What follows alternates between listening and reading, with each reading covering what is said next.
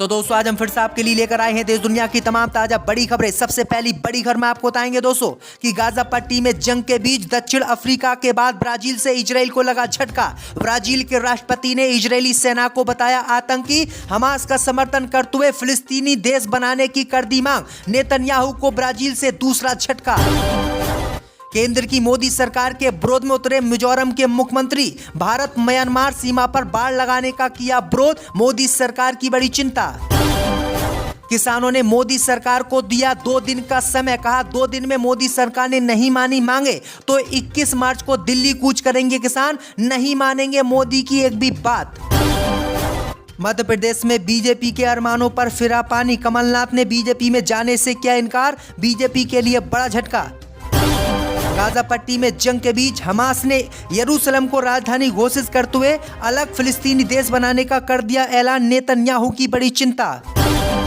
अखिलेश यादव से नाराज स्वामी प्रसाद मौर्य बनाएंगे अपनी नई पार्टी, 22 फरवरी को करेंगे ऐलान। तो दोस्तों सभी खबरों को आपको एक कर बताने वाले हैं, वीडियो को लाइक कर चैनल को सब्सक्राइब कर दें। इसी बीच पर तो दोस्तों अगली खबर की ओर। तो गाजा पट्टी में जंग के बीच ब्राजील से लगा इजराइल को झटका। ब्राजील के राष्ट्रपति ने इजरायली सेना को बताया आतंकी। जब दोस्तों आपको बता दें कि दक्षिण अफ्रीका के बाद अब ब्राजील से इजराइल को बड़ा झटका लगा है।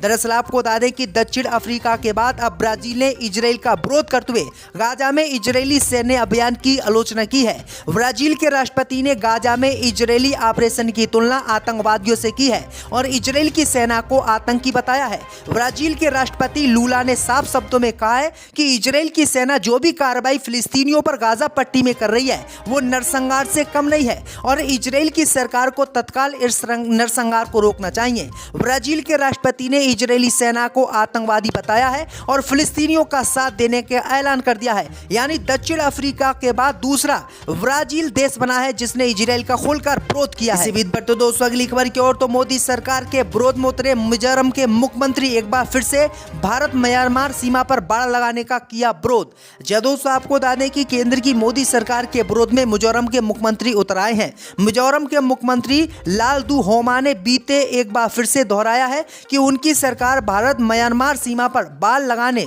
और मुक्त आवाजाही व्यवस्था को खत्म करने के विरोध में है। दरअसल आपको बता दें कि एनजीओ समन्वय समिति के नेताओं के साथ बातचीत के दौरान ये बातें उन्होंने कही है। उन्होंने कहा कि किसी भी कीमत पर हम म्यांमार बॉर्डर पर बाड़ मोदी सरकार को नहीं लगाने देंगे, क्योंकि बीते ही दिनों केंद्रीय गृह मंत्री अमित शाह ने म्यांमार और भारत सीमा पर बाड़ लगाने का ऐलान किया था, जिसका विरोध अब मिजोरम के मुख्यमंत्री ने किया है, जो मोदी सरकार के लिए बड़ा झटका माना जा रहा है। इस बार तो दोस्तों अगली खबर की ओर। तो एमएसपी की कानूनी गारंटी पर नहीं बनी बात, तो 21 मार्च को दिल्ली कूच करेंगे किसान, मोदी अमित शाह की बड़ी चिंता।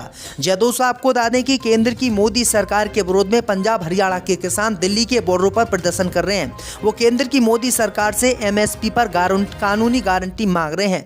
वही खबर सामने निकल कर आई दोस्तों कि रविवार को केंद्र की मोदी सरकार के मंत्रियों ने किसानों से बातचीत की थी और एक प्रस्ताव किसानों के सामने रखा था। किसानों ने इस प्रस्ताव को अभी स्वीकार कर लिया है। किसानों ने 2 दिन का समय मोदी सरकार से मांगा है। अगर सभी किसान मोदी सरकार के इस प्रस्ताव पर राजी हो जाते हैं तो किसान आंदोलन खत्म हो जाएगा। अगर किसानों की सहमति नहीं बनती है तो 21 मार्च को किसानों ने फिर से दिल्ली कूच करने का ऐलान कर दिया है, जिससे मोदी सरकार की चिंता बढ़ गई है। अगर किसानों के समझ में मोदी सरकार का यह प्रस्ताव नहीं आया तो 2 दिन के बाद देश में फिर से किसान आंदोलन तेजी से शुरू होगा, जिसे रोक पाना मोदी सरकार की बस की बात नहीं है।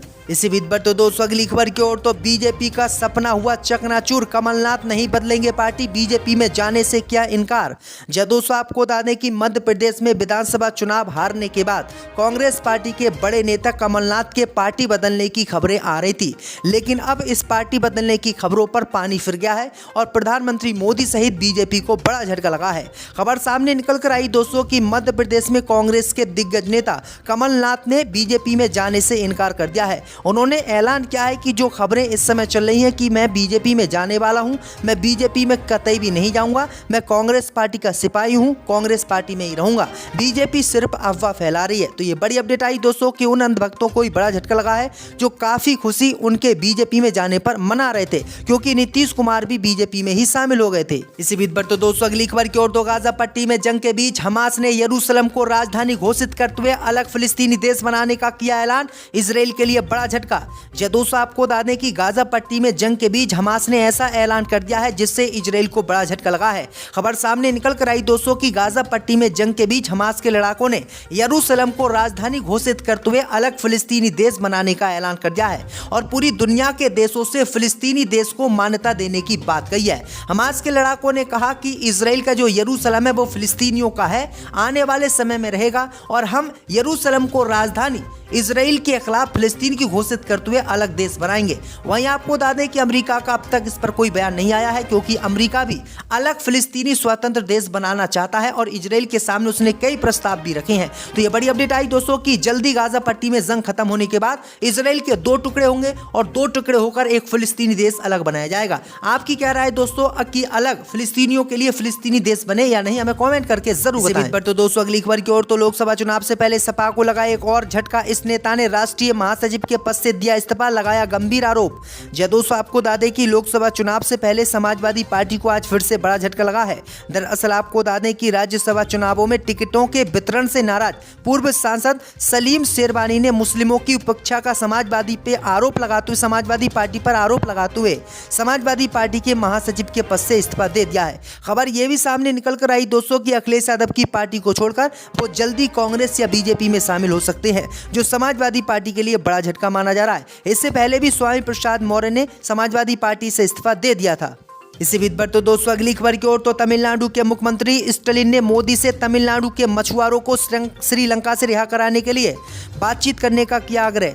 जी दोस्तों, आपको बता दें कि तमिलनाडु के मुख्यमंत्री M.K. स्टालिन ने प्रधानमंत्री मोदी से हस्तक्षेप करने और श्रीलंकाई नौसेना द्वारा गिरफ्तार किए गए तमिलनाडु के मछुआरों की रिहाई और स्वदेश वापसी सुनिश्चित करने का आग्रह किया है।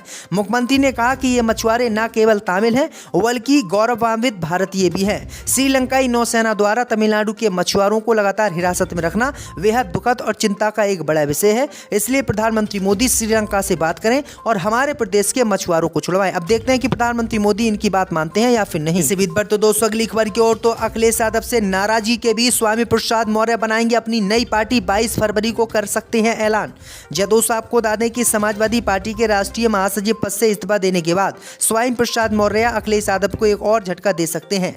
सूत्रों से मिल रही जानकारी के मुताबिक स्वामी प्रसाद मौर्य अपनी नई पार्टी बनाएंगे। कहा जा रहा है कि स्वामी प्रसाद मौर्य अब किसी भी दल में शामिल नहीं होंगे। सूत्रों के मुताबिक 22 फरवरी को स्वामी प्रसाद मौर्य अपनी नई पार्टी का ऐलान कर सकते हैं। कहा जा रहा है कि आगामी लोकसभा चुनाव वे अपनी ही पार्टी के बैनर तले लड़ेंगे। यही वजह है कि सोमवार को राहुल गांधी की भारत जोड़ो न्याय यात्रा के अमेठी पहुंचने पर भी वे शामिल होंगे। कयास लगाए जा रहे हैं कि स्वामी प्रसाद मौर्य कांग्रेस से गठबंधन करेंगे और अखिलेश यादव से गठबंधन लोकसभा चुनाव में नहीं करेंगे। तो ये बड़ी अपडेट आई दोस्तों कि स्वामी प्रसाद मौर्य जल्दी अपनी पार्टी बनाने वाले हैं। इसी बीच पर तो दोस्तों अगली खबर की ओर, तो लोकसभा चुनाव में 200 सीटों का भी आंकड़ा नहीं पार कर पाएगी बीजेपी। प्रधानमंत्री मोदी के 400 पार के दावे पर उद्धव ठाकरे का हमला। जी दोस्तों, आपको बता दें कि शिवसेना ने बीजेपी पर जमकर आज निशाना साधा है। उन्होंने कहा कि प्रधानमंत्री मोदी, JP नड्डा सहित अमित शाह दावा करते हैं कि इस बार लोकसभा चुनाव में उनकी पार्टी 400 सीटें जीतेगी और 400 से ज्यादा सीटें जीतकर केंद्र में सरकार बनाएगी। इसी दावे पर उद्धव ठाकरे ने हमला किया है और दावा किया है कि अगर बीजेपी 200 सीटों का भी आंकड़ा पूरा कर ले तो हम चुनाव नहीं लड़ेंगे। यानी उद्धव ठाकरे ने बीजेपी पर बड़ा हमला बोला है और कहा है कि बीजेपी 400 गाती है, वो 200 सीटें तक नहीं जीत पाएगी। अब देखते हैं कि एनडीए को कितनी सीटें 2024 के लोकसभा चुनाव में मिलती हैं। आपकी क्या राय दोस्तों, बीजेपी कितनी सीटें इस बार जीत सकती है? इसी बीच पर तो दोस्तों अगली खबर की ओर, तो जेडीयू से इस्तीफा देंगे MLA गोपाल मंडल। नीतीश बोले लड़कीबाज SP को भगाइए नहीं तो रिजाइन लीजिए।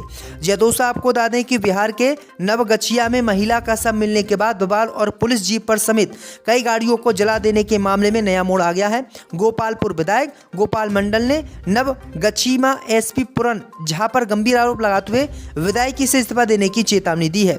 विधायक क्राइम की वारदात को कास्ट लाइव पर ले जा रहे हैं। उन्होंने दावा किया है कि जिस महिला का शव मिला है उसके साथ सामूहिक दुष्कर्म हुआ है। 4-5 लड़कों ने शराब पीकर उसके साथ बलात्कार किया और गला दबाकर मार डाला। रविवार को 2 दिनों से लापता महिला की डेड बॉडी मिलने के बाद भारी बवाल, आगजनी और फायरिंग हुई है। पुलिस ने इस मामले में 2 लोगों को संदेह के आधार पर हिरासत में लिया है। वहीं आपको बता दें कि अब जेडीयू के जो विधायक हैं उन्होंने इस्तीफा देने की नीतीश कुमार को धमकी दे दी है। उन्होंने कहा कि अगर नीतीश कुमार ने इस SP को नहीं हटाया पद से तो वो अपने पद से इस्तीफा दे देंगे। तो ये बड़ी अपडेट आ रही दोस्तों। इस बार तो दोस्तों अगली खबर की ओर, तो एमएसपी की कानूनी गारंटी पर नहीं बनी बात, तो 21 मार्च को दिल्ली कूच करेंगे किसान, मोदी अमित शाह की बड़ी चिंता। जय दोस्तों, आपको बता दें कि केंद्र की मोदी सरकार के विरोध में पंजाब हरियाणा के किसान दिल्ली के बॉर्डरों पर प्रदर्शन कर रहे हैं। वो केंद्र की मोदी सरकार से एमएसपी पर कानूनी गारंटी मांग रहे हैं। वही खबर सामने निकल कर आई दोस्तों कि रविवार को केंद्र की मोदी सरकार के मंत्रियों